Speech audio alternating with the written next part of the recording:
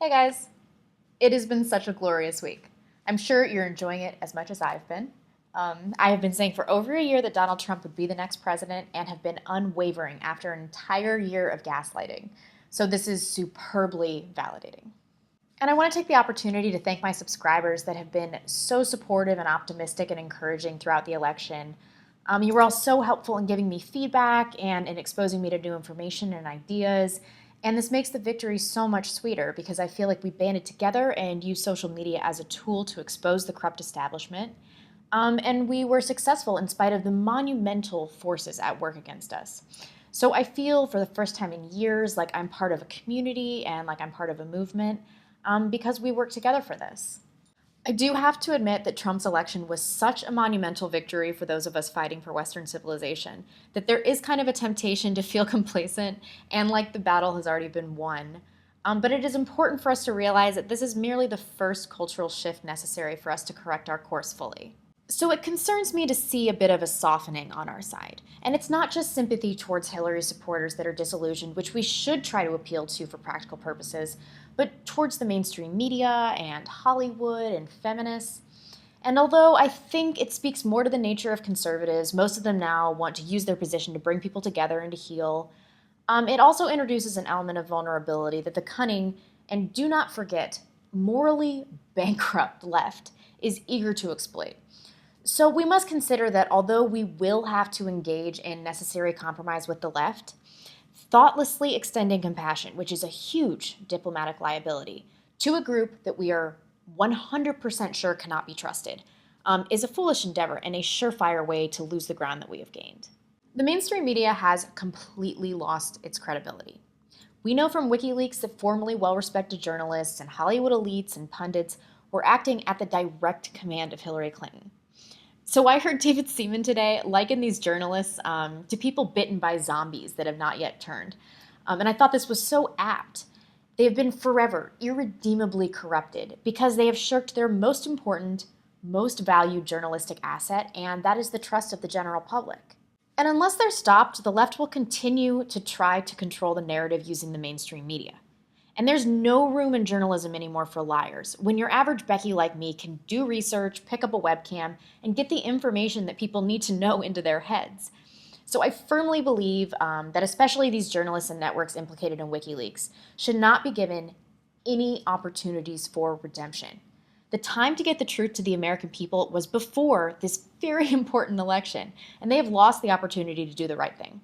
So now, while the mainstream media is lying wounded in the street, we need to use this very unique opportunity to take a kill shot. So check out ex-Vice reporter Michael Tracy on Twitter. This guy outed Lena Dunham for not voting for Hillary in the primary, then was immediately fired by Vice for doxing her, despite it being widely reported that she bought a well-known $4.8 million building in Brooklyn. And she talks about that all the time. So since then, he has gone on a rampage just ripping apart the lying journalists that were his peers just weeks ago.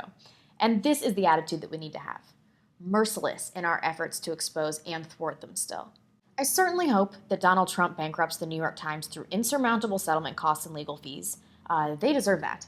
And they are clearly concerned about this because they have begun to introduce very favorable pieces about America's future under Trump.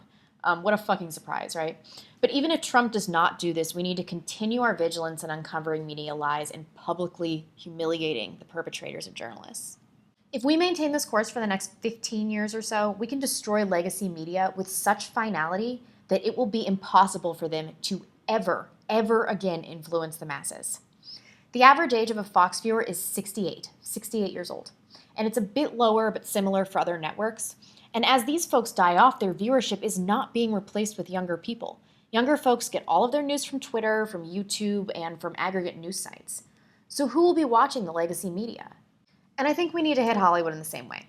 Their multicultural agenda and leftist slant have been polluting minds and manipulating public opinions for decades and decades now. We go to the movies or watch TV often to escape our reality and perhaps to learn something about the nature of humanity through film, but we don't go to be shamed about our worldview or our race or our nationality, and now our choice of president. So although I normally advocate separating the art from the artist, I think it is a really important time to take a stand against these mammoth entities and to hit them right in the revenue stream as a punitive measure for their destructive force against Western civilization. And like Hollywood and the mainstream media, companies must also pay the price. So, GrubHub CEO earlier this week sent a letter to his employees stating that if you align with Trump ideologically, you basically have no place at the company. Google was eliminating search results to skew public perception towards Hillary. Twitter has notoriously been censoring conservatives, as has YouTube. So where possible, we need to find alternatives for these things, like we have been trying to. And like the mainstream media, a business's success is largely based on the trust that the consumer has for that business. And also like the mainstream media, we can no longer trust these companies. So through our vigilance and continued efforts to destroy the left, we can retain the narrative which we were just granted. The second that we stop fighting or let our compassion for disenchanted leftists obscure our focus, they will surely rear their ugly heads and we will lose this hard-fought ground immediately.